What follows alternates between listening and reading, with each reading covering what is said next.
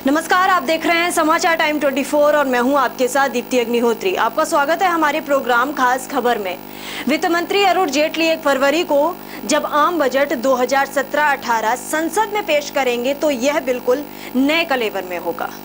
सरकार ने बजटीय प्रक्रिया में कई अहम बदलाव किए हैं, जिनकी झलक आगामी आम बजट में देखने को मिलेगी। ऐसी ही एक महत्वपूर्ण परिवर्तन है सरकारी खर्च के योजनागत और गैर योजनागत वर्गीकरण को खत्म करना। बीते 58 साल से चली आ रही है परिपाटी अब इतिहास बन जाएगी। इसकी जगह बजट दस्तावेजों में सरकारी व्यय का वर्गीकरण राजस्व और पूंजीगत व्यय के रूप में ही किया जाएगा। वित्त मंत्रालय के अधिकारियों के मुताबिक पिछले वर्ष की गई घोषणा के आधार पर आम बजट 2017-18 से योजनागत और गैर योजनागत व्यय के अंतर को खत्म करने की तैयारी पूरी हो चुकी है।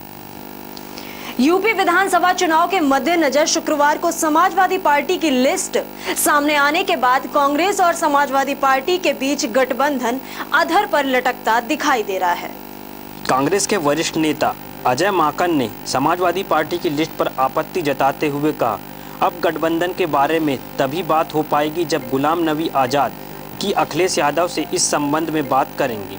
पिछले काफ़ी दिनों से यूपी में कांग्रेस और समाजवादी पार्टी के बीच गठबंधन को लेकर काफ़ी चर्चाएं चल रही थी, लेकिन शुक्रवार को अखिलेश यादव द्वारा समाजवादी पार्टी की 191 उम्मीदवारों की पहली लिस्ट जारी किए जाने के बाद कांग्रेस और एसपी का गठबंधन अधर में लटका नजर आ रहा है। सपा ने इस लिस्ट में कांग्रेस के वर्तमान विधायकों वाली सीट से भी अपने कैंडिडेट उतार दिए। इसके बाद से ही कांग्रेस और एसपी का गठबंधन अधर में लटकता नजर आ रहा है। शुक्रवार को अजय माकन ने इस संबंध में प्रेस कॉन्फ्रेंस कर कांग्रेस की तरफ से आपत्ति स्पष्ट कर दी। अजय माकन ने कहा कि यह दुर्भाग्यपूर्ण है कि अखिलेश यादव की 191 उम्मीदवारों की लिस्ट में 9 सीटों पर कांग्रेस के विधायक हैं।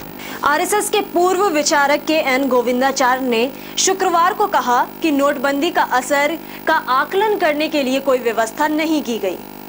उन्होंने कहा, नोटबंदी के असर का आकलन करने के लिए सरकार ने कोई व्यवस्था नहीं की। शहरों में काम कर रहे गांव के लोग काम न होने के कारण घर लौट रहे हैं। बीजेपी के पूर्व महासचिव ने अर्थव्यवस्था को लेकर कहा कि जीडीपी आधारित विकास का मॉडल देश में बेरोजगारी बढ़ा देगा। वह यहां GH Raisoni college of engineering में 4थी राष्ट्रीय छात्र संसद के उद्घाटन से इतर मीडिया से बात कर रहे थे। बिहार में नीतीश सरकार शराबबंदी के समर्थन में ह्यूमन चेन यानी कि मानव श्रृंखला बनाने जा रही है।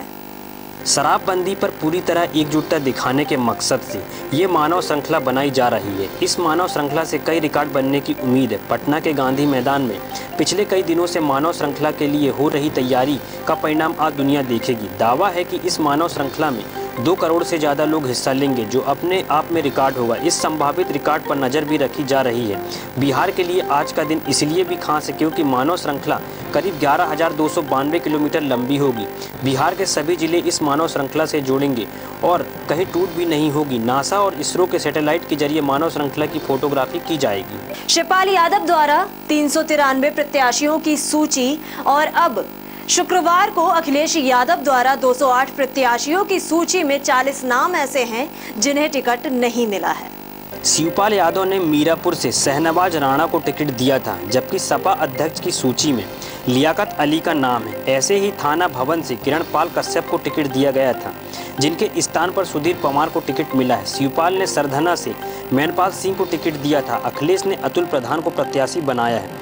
अखिलेश के प्रति कठोर मुलायम भेंट करने पहुंचे सीएम 5 मिनट में ही लौटे। शिवपाल ने मेरठ से अयूब अंसारी को टिकट दिया था। अखिलेश की पसंद रफीक अंसारी रहे।